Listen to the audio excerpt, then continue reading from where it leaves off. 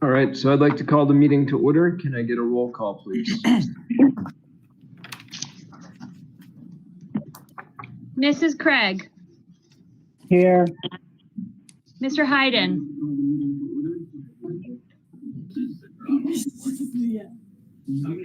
Okay. Mr. Giuliano. Mr. Nuss. Here. Ms. Ranzan. Here. Mrs. Steele. Here. Mrs. Stoll. Mrs. Whitty. And Mr. D'Agostino. Here. We have a quorum. Mr. Hayden's here, Mrs. Riker. Yes, it just came in. Oh, okay. All right, the New Jersey Open Public Meetings Law was enacted to ensure the right of the public to have advance notice of and to attend the meetings of public bodies at which any business affecting their interests is discussed or acted upon. In accordance with the provisions of the Act, the Sussex-Wantage Regional School District Board of Education has caused notice of this meeting to be published by having the date, time, and place thereof posted in the school building and notice of said meeting sent to the New Jersey Herald and the Star Ledger. The Sussex-Wantage Regional School District is a responsive, caring, child-centered community. Our mission is to educate each individual to become a confident, competent, lifelong learner and productive, responsible citizen by providing challenging opportunities in a safe environment through a partnership of families, schools, and communities. Thank you. At this time, we will move on to the report of the superintendent of schools. And before that, I'd just like to congratulate the graduates of High Point Regional High School. When we scheduled this meeting about a month ago, many of us, I would assume, were not aware there was a ceremony going on for them tonight, a different awards ceremony. So congratulations to them, and please, Mr. Gall, if you would, with the report.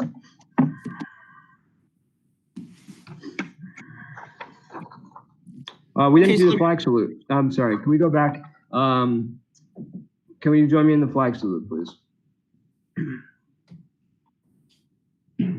I pledge allegiance to the flag of the United States of America, and to the republic for which it stands, one nation, under God, indivisible, with liberty and justice for all.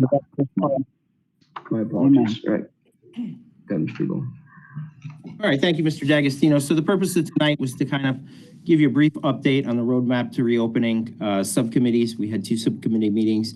Mrs. Wilson and Mrs. Demolakis has joined us just to kind of give you a briefing on what we talked about, what we begun brainstorming. Now, I'm going to preface this by saying once again that, again, this is just a brainstorming. By no means are the things we talk about, set in stone. The state of New Jersey, through no fault of their own, hasn't issued guidelines concerning what we're supposed to do or the criteria that we'll need to meet in that regard. And again, no fault of their own. I think they're trying to weigh different options and look at what different states have done.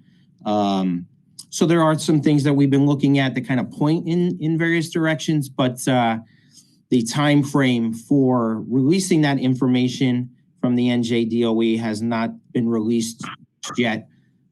So I'll give you kind of our folks will give us an overview of where we are at. Again, just trying to brainstorm. So tonight's topics, we're going to discuss those updates and the subcommittee areas of wellness and instruction. So Mrs. Wilson, are you with us? I'm here. Okay, so maybe you can just kind of talk a little bit about wellness and what went on in that meeting. Sure. So part of the road to recovery and restarting, one of the required committees is the wellness committee. So I met with school administrators, I met with school counselors, child study team members, related service providers, school nurses, board members, and some parents were also invited as well. And we had our first meeting on June 8th. And I thought it was, a really good start to, as you said, it's purely brainstorming at this point because guidance is still pending. But essentially, it is the job of the wellness committee to establish a crisis response team, provide resources for staff, self-care, collaborate with state agencies, communicate with parents, mandate school level outreach for at-risk students, set district-wide health guidelines, provide guidance to school for changes to school-based health screening, and establish ongoing reporting protocols for school staff, to evaluate both their physical and their mental health status. A lot of these things are things that we were doing prior to the closure. There's always been please go back. There's always been a crisis response team, but one of the things the school counselors had approached me about when this first started was, maybe we need to revisit our plans and maybe we need to revise our plan in light of the COVID. The same thing with the self-care. The school nurses and the district wellness committee were very, very concerned about, taking care of staff, because if we don't take care of our staff, how can we expect them to take care of our children? Collaboration with state agencies. Again, this is something that's been ongoing and it will continue. We've been working closely with the state police and DCP&P and Perform Care all throughout this crisis, and we're definitely going to have to continue to work with them when schools reopen. School level outreach to at-risk students. This is something particularly at the middle school level, but I'm going to say it's also very important, believe it or not, at Lawrence as well as the Wantage School. But, reaching out to those at-risk students and trying to provide the supports that they need. So that's, again, something that, we discussed. The health guidelines, the nurses have been on top of it. They've been participating in a lot of the agency meetings and getting all the information and listening to what the CDC has to say. And they're really going to be a big part of the driving force behind our guidelines, like the possibility of, it used to be if you were 24 hours without a fever, without Tylenol, but now there's a possibility that guideline has to change. So, there's been a lot of talk about people getting screen checks, staff getting screen checks, and students getting screen checks. So they're going to be really the key people in helping us to develop these plans and figuring out how to keep everybody safe. Okay, I'm done with that slide. Thank you. All right, so basically, in a nutshell, our subcommittee goal, to put it simply, is to develop a plan to support the physical and social emotional needs of students, families, and school staff. It's a post-COVID, but it's also ongoing and post-COVID. We discussed, there were basically three main questions that I felt were necessary to guide us in these goals. First being, how can we support the physical and mental well-being of our students, families, and staff now? We need to collect baseline information. We need to send out surveys and get more information about how everybody's doing now, and also to gather, so we have a baseline for when we get back in September. We talked about Google surveys. We talked about possibly using some of the different the surveys that you can purchase as well. So, but again, this is something that we're going to look into. Oh, and I forgot to mention, we actually did develop we have a Google Classroom that we're using as a common workspace so that we can share our ideas and brainstorm and try and organize all of our thoughts into a cohesive plan once we get the guidance that, is pending. In addition to serving the needs now, we need to anticipate what they're going to need when we physically reopen, which goes back to why we need the baseline. But several things that we're really concerned about is school refusal. It was a problem before, and those kids are really thriving right now. So when it comes time to go back to school, what can we do to make these students come back and want to be part of the live community? There's also concerns about parents having fear and anxiety about sending their students back to school if we don't have a vaccine or if they have to wear a mask. These are all things that we've heard about. So one of the things that was discussed was possibly reaching out to NAMI, the county mental health agency, and they've done some really, really wonderful educational presentations. So we're hoping that maybe we can get them to do a virtual presentation for parents this summer to try and relieve some of that anxiety and fear. And then, of course, future considerations. What happens if there's a second wave and we have to revisit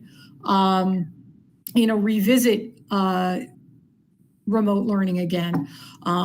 So, again, and there's some overlap with some of these questions. So like one of the things that we've been discussing is possibly right now we use something called the Columbia Lighthouse assessment model when we're doing a risk assessment. So one of the things that we may look into, revising, that's an example of something that we may need to revise. But other things that we're also looking into is the positive behavioral support training.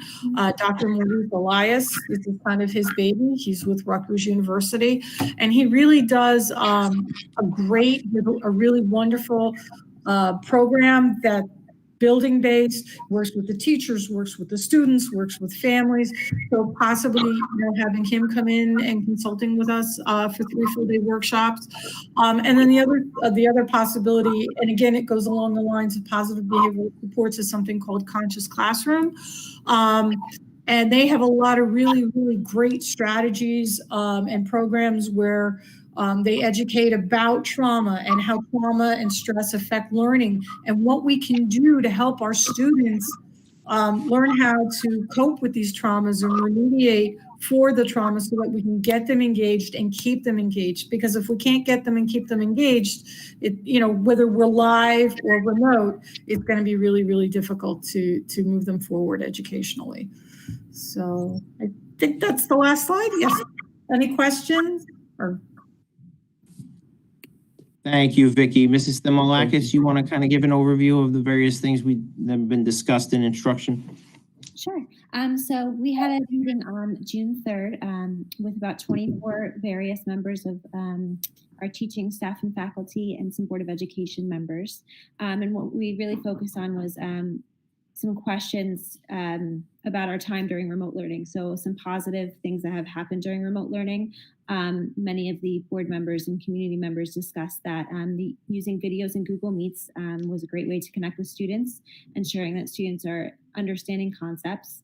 It was pointed out that when the administration takes videos or tries to connect with students at that level, it's very helpful and supportive as well. Of course, remaining flexible.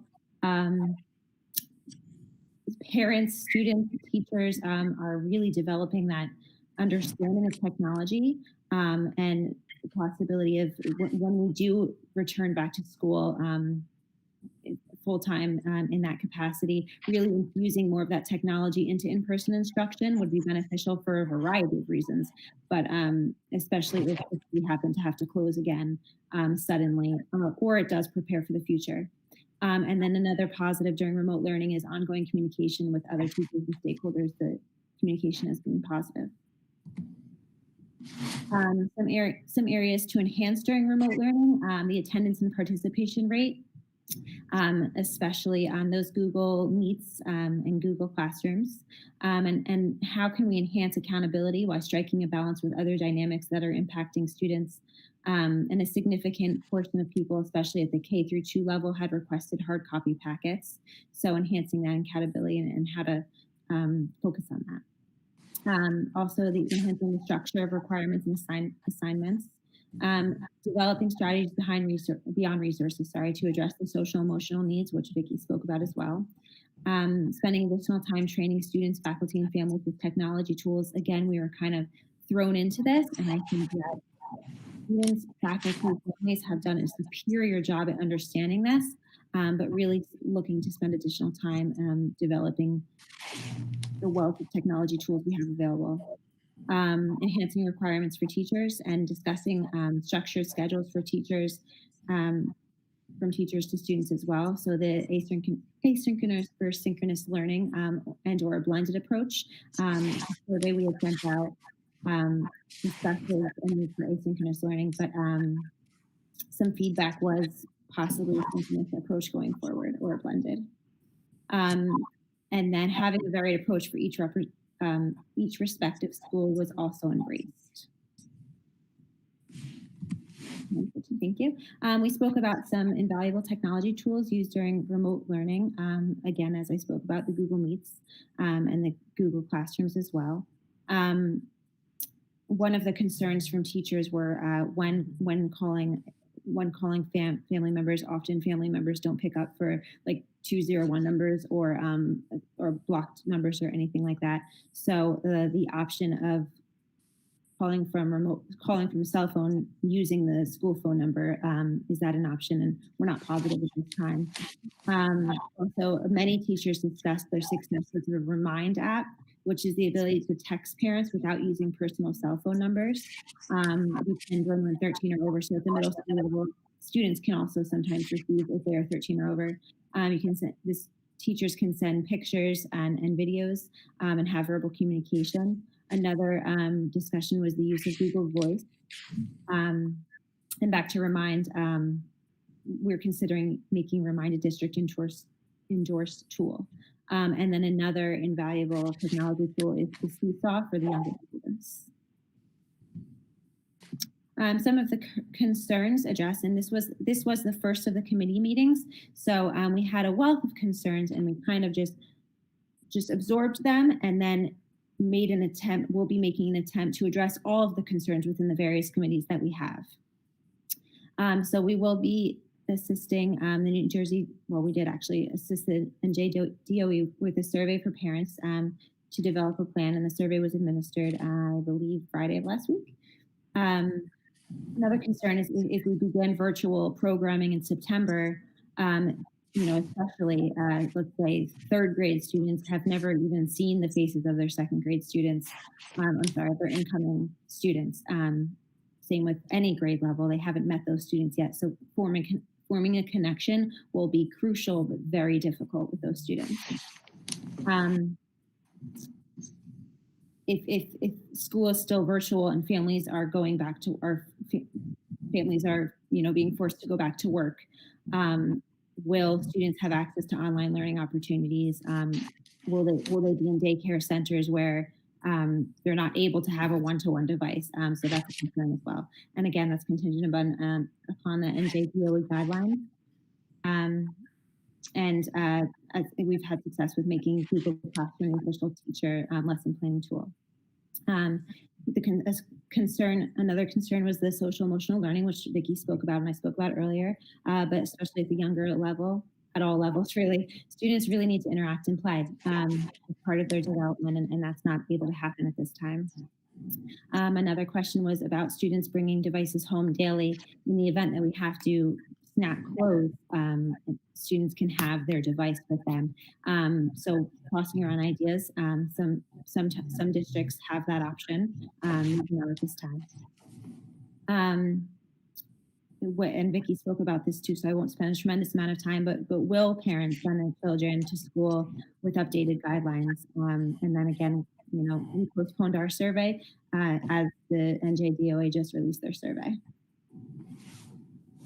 How will we ensure that students are wearing masks at any grade level comes with a tremendous amount of difficulty. So just to interject here, I mean, this is just one notion that, school officials are thinking of as we watch what parents probably see on the news and things like that. Like, is that going to be a requirement of us? And if that is, how do we achieve that? So, be easier said than done in certain instances. Yeah. And teaching students with masks on for teachers, and what that may entail. This was part of the wellness committee, but an app for determining wellness. Mrs. Anderson, I believe, spoke about that during the wellness and the instruction meeting, which is basically just it's a Google app, and you fill in a few questions about how you're feeling each day, and it keeps track of it for us and for data purposes. Going forward, of course, awaiting DOE guidelines, looking at instruction within the classroom. Will group instruction be an option? And then facilities, and this will be part of the facilities committee, but what we can and what we cannot have in our classroom, the volume within our classroom. And again, just to interject, you're again, as a school official, you're trying to think of the road ahead. So, how does social distancing guidelines, if they're in effect, impact your classroom environment? Furniture arrangements. This district over the past 15 years has made a conscious effort to try to facilitate more group work. and kids collaborating with one another. So now we're thinking about how can you revert and put in more parameters if that's required. So all those conversations are being had. Thank you, Mr. Gall. And then the discussion of, are we able, shall the DOE suggest this, are we able to make different requirements for different grade levels throughout the 3 school buildings? And then a discussion, which we all have in our mind, I'm sure, of in-person and virtual instruction, a combination. We would obviously need to stay within the contractual day. Yeah, and my discussion with the committee was that they embraced the idea of the understanding that, you know, you may have different requirements per school building, as long as you stay within the contractual agreement.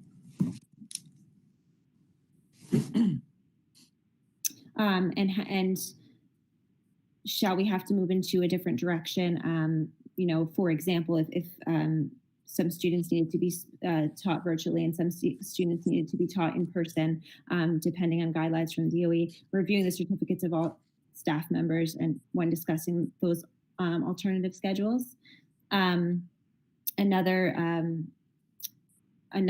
way some districts in other states are going about it is discussing students traveling in cohorts instead of, and staff traveling while the students kind of remain in one classroom. And that's kind of a safe idea.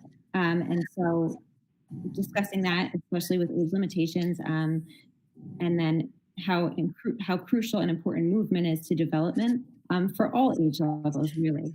And then the discussion of recess and physical education classes. And then based off the daycare reopening guide, which does not represent the guidelines schools will be under, it is just a good tool to see what the state is thinking about. It's kind of like if a cohort or a group is within a classroom or if they are outside at recess, they can do business as usual for the most part, attempting social distancing whenever possible, but as long as another cohort does not interact with them. That's kind of the idea of the current daycare guidelines. Yeah, so why we included that, again, this is no way representative of what schools have been directed to do, nor do we think that it will be, but it kind of gives me a glimpse into how state officials, excuse me, are thinking about, you know, managing groups of kids. So the example Mrs. Thimmelakis talked about was, if you read the document a little further, kind of notes social distancing, but within the context of groups of students. So one group of students trying to keep them isolated from other groups of students. And it from what I gleaned from it, again, it kind of speaks to the notion of they may think it's not as realistic within the classroom environment to socially distance. So that's kind of where we're using it. It's just another tool, another resource that we're looking at. Thank you. I had one more to say. I apologize.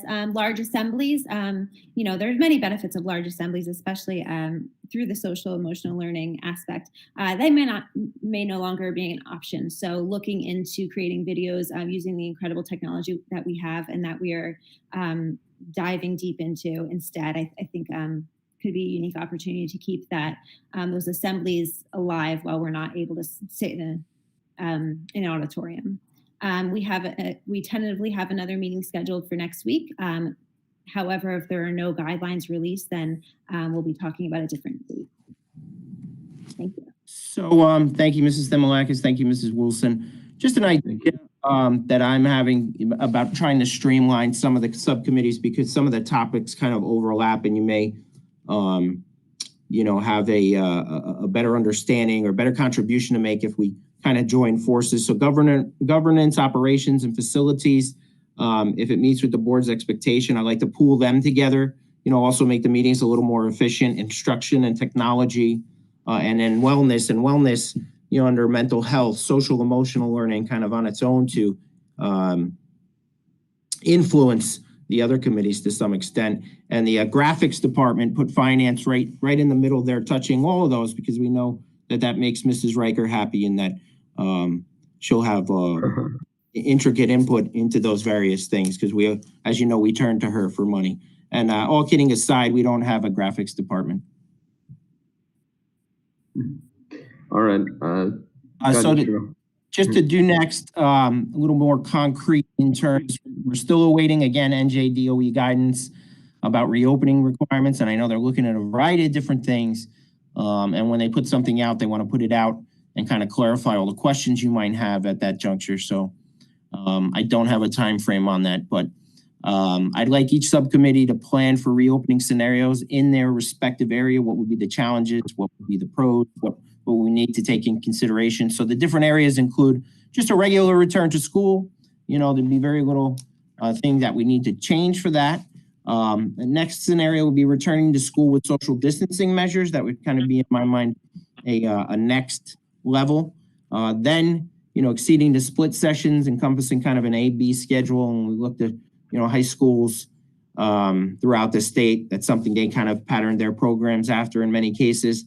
I'm by no means saying to parents now, if you're watching this, that that's what we're going to need to do. Again, these are just scenarios that we think may play out, so we should be prepared for them. And a scenario, again, to continue remote learning, and that would be basically enhancing that process, redistribution of Chromebooks, that kind of thing. Again, not saying any one of these scenarios would be something that we need to, or we're being told to turn to, just things that we're planning for and thinking about. And I'd like the subcommittees to deliver recommendations and get solicitations from stakeholders and their feedback by July 29th. Once we kind of move beyond the brainstorming phase, we get some more concrete details. We'd like to engage even folks and parents through surveys and in-person meetings and focus groups, things like that. Thank you, Mr. D'Agostino. Thank you, Mr. Gull. Thank you for the report, everybody. Does anybody on the board have any questions, concerns about anything we've seen or heard? This is Ken. I had a couple quick questions. One, did you pick the committee members, or like, and I don't mean board committee members, but the people for the reopening committee? Because I know people from the community have asked, you know, who was on it. I know we're going to have faculty and some board members, but do you plan on involving, you know, a selection of parents from each of the schools? Yeah, so like I said, as we transition to more concrete details, like we got some of these initial kind of brainstorming meetings. I know Wellness had some, but we'll invite more stakeholders to be a part of that process. All right, thank you, Mr. Nuss. Does anybody else have any questions? I have another question, I guess. It's Ken. I'm sorry to interrupt. And by all means, I mean, if there's a parent out there who'd like to engage in the process, you know, by all means, please email your child's principal, or you can copy me on it. Okay. The other, sorry, it's Ken again. Well, you know, I've heard a lot of positive comments about teachers going above and beyond, you know, with their students. At the same time, I've also heard opposite. And my concern is, I kind of, as a board, want to work with administration to make sure that we have some guidelines that are going to be set in place as far as requirements for, God forbid, we have to, you know, go back to remote learning in the fall at any point. Like, I really think we need to, and if you guys have covered it in other committee meetings, I apologize, but I think there really needs to be a set in stone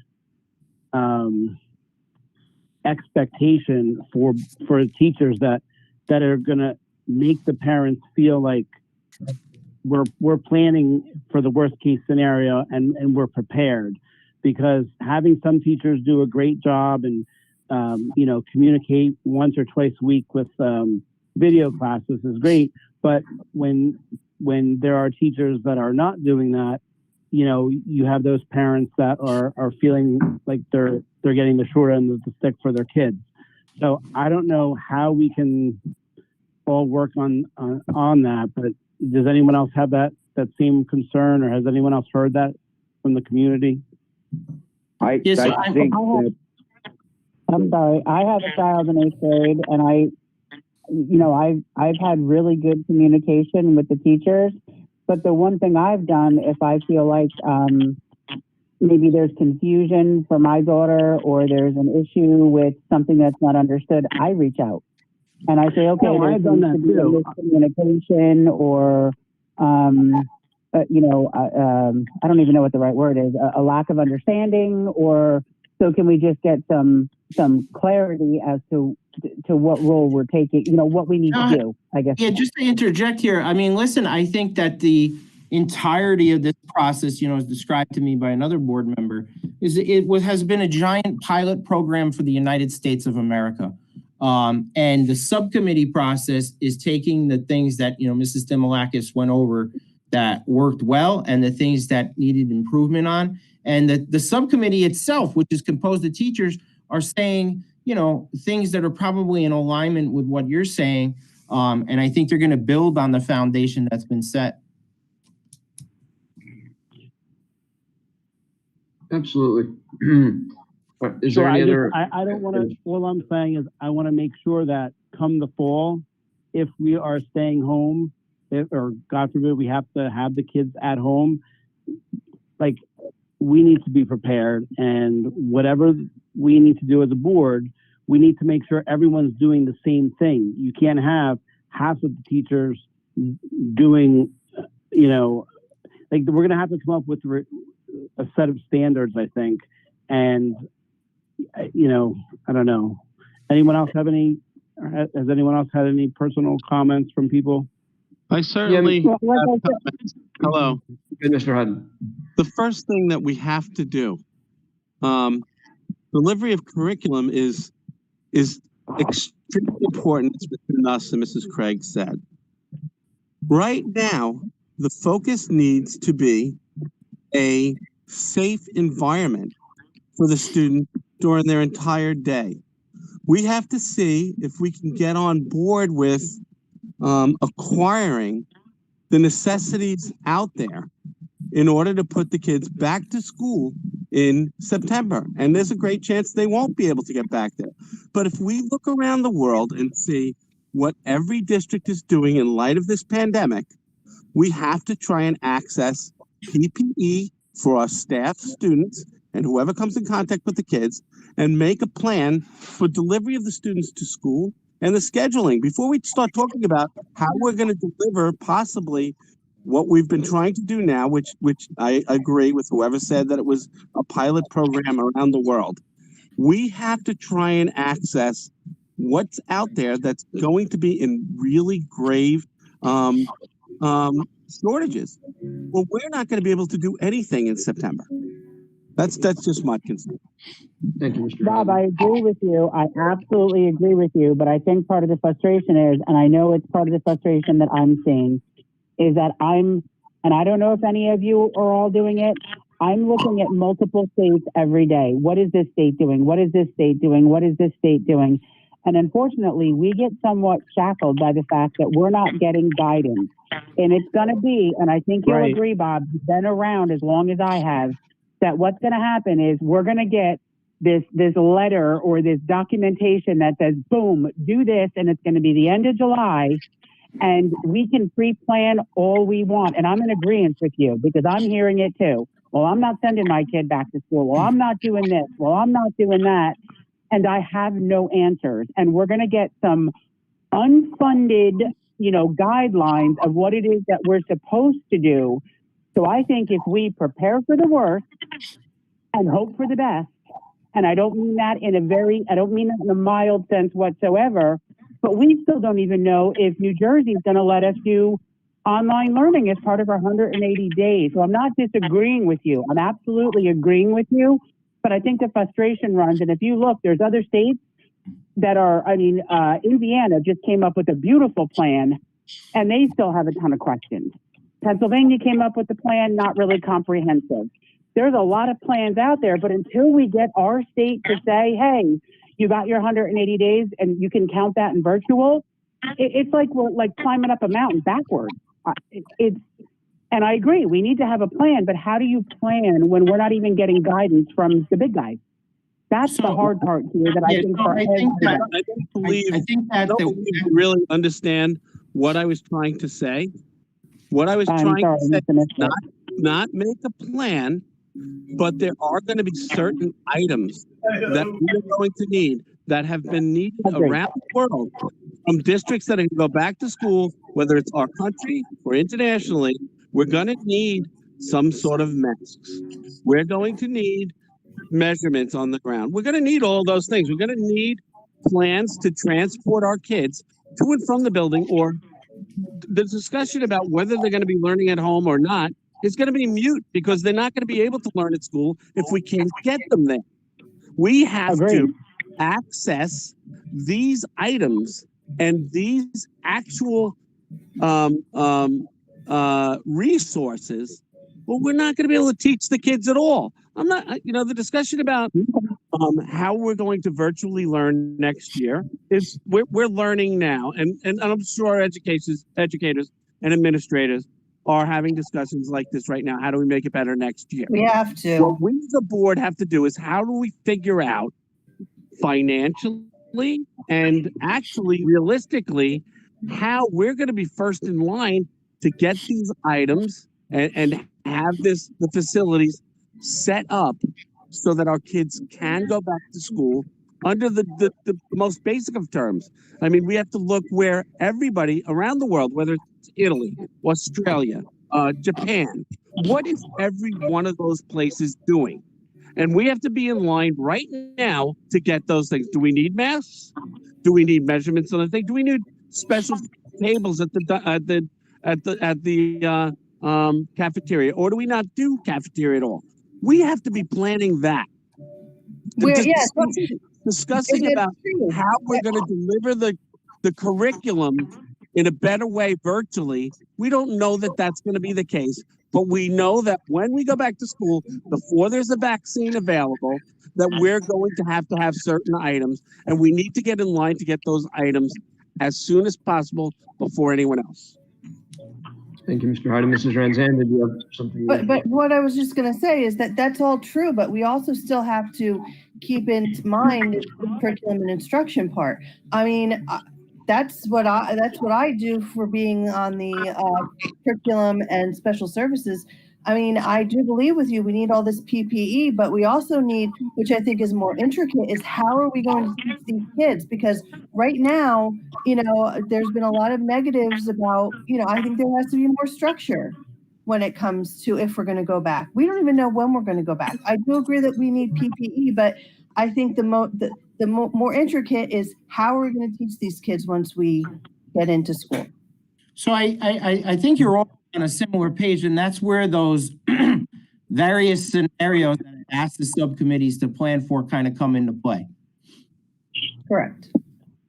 Right. Each committee needs to specialize in each area and make sure we have what Mr. Hyden said, what Mr. Yeah, so there's nuanced questions. I don't disagree, but so you get some insight. The background conversations that happen with the superintendent's committee. Our superintendents are trying to pool together giant purchases of PPE to try to get some discount. Now, at the last go around, the price that Mr. Petrowski and Mr. Riker acquired, and I asked them to compare it to the price in the county, was virtually the same. So it wasn't like they were getting a big purchase. But there's like nuanced questions that the superintendents have for the state. For example, if society's wearing cloth masks, are the kids going to be able to, if in fact kids have to wear masks, will they be permitted to wear cloth masks?